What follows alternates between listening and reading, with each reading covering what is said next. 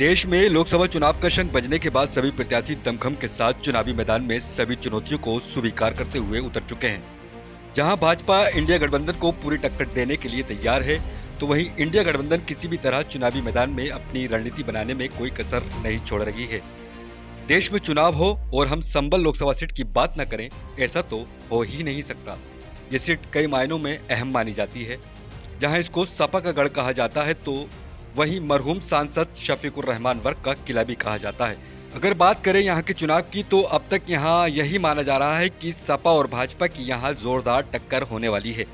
तीसरे चरण में यानी 7 मई को यहाँ मतदान होगा, पर उससे पहले सपा के प्रत्याशी जियाउर रहमान वर्ग अपने मरहूम दादा की विरासत को कायम रखने के लिए जमीनी स्तर पर पूरे दमखम के साथ मैदान में उतर आए हैं और अपने दादा के अंदाज में लगातार विरोधी दलों को घेर रहे हैं। बता दें कि इसी अंदाज को देखते हुए उनके चाहने वालों में लगातार इजाफा हो रहा है और उनको अपनी मेहनत और दादा से सीखी हुई सियासत का फल भी इसी चुनाव में देखने को मिल रहा है। जिस तरह से आज भी जियाउर रहमान वर्ग ने संबल लोकसभा के सैकड़ों गांवों का दौरा किया है और लगातार हजारों लोगों का समर्थन मिला है। अगर राजनीतिक एक्सपर्ट सूत्रों की माने, तो यहाँ सपा और भाजपा का कड़ा मुकाबला देखने को मिल रहा है।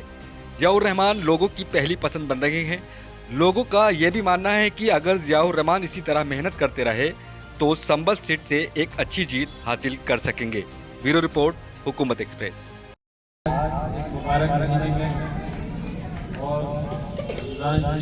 मौके पर आज हाजिर हुआ, इसी बहाने 2 अल्फाज कहने का मुझे मौका भी मिला है।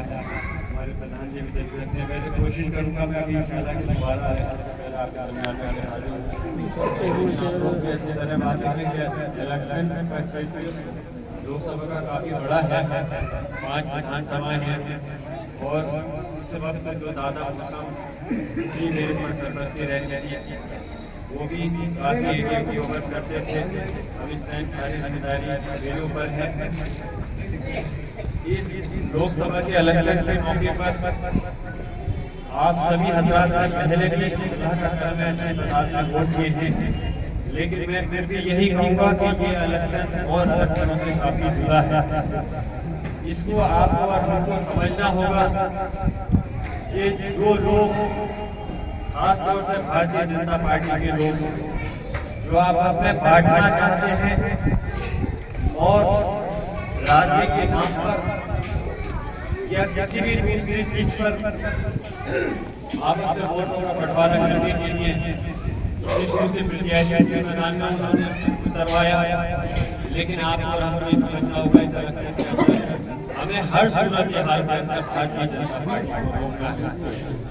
बीजेपी को अगर हमने इस इलेक्शन में नहीं रोका, तो ये जान लीजिए कि मैं इस वजह से नहीं कह रहा कि मैं लोकसभा का इलेक्शन लड़ रहा हूं। अखिलेश यादव जी ने भी इस चीज को कहा, राहुल गांधी जी ने भी कहा और हमारे अध्यक्ष साहब जो साहब के दोस्त भी रहे हैं और सांसद भी रहे हैं, उन्होंने भी इस बात में अपने बयान में आपके लिए कहा कि अगर लोकसभा के इलेक्शन में भारतीय जनता पार्टी सरकार बन गई, तो आप और हमारा वोट छीनने का भी अधिकार छीन लेंगे।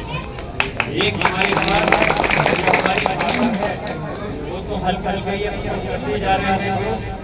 क्या है हमारी वोट को देख लीजिए, उनको मान्यता खत्म करना, चाहे ये एनआरसी को लीजिए या मिसाल के तौर पर हमारी पूरे देश में जो हमारी रहनुमाई क़यादत है, जिसको जो ये भारतीय जनता पार्टी सोच साजिश के तहत खत्म कर रही है, हमारे नेताओं को जेल में डाल रहे हैं या उनको किसी दूसरे तरीके से इस दुनिया से रुखसत कर रहे हैं। और अभी फिलहाल आपने देखा भी कि किस तरह से हमारे कौम के जो रहनुमा है, जो नेता है, उनको खत्म करने का लोगों ने काम किया। हमें ये नहीं देखना सिर्फ कि मैं जियाउर रहमान को लोकसभा का इलेक्शन जिता करके पार्लियामेंट में पहुंचा दें। मैं तो अल्लाह का शुक्र है, अल्लाह के करम से इस बात को फख्र से कह सकता हूँ कि दादा मोहम्मद साहब ने अपनी हयात और कुदरत की विधानसभा के लोगों के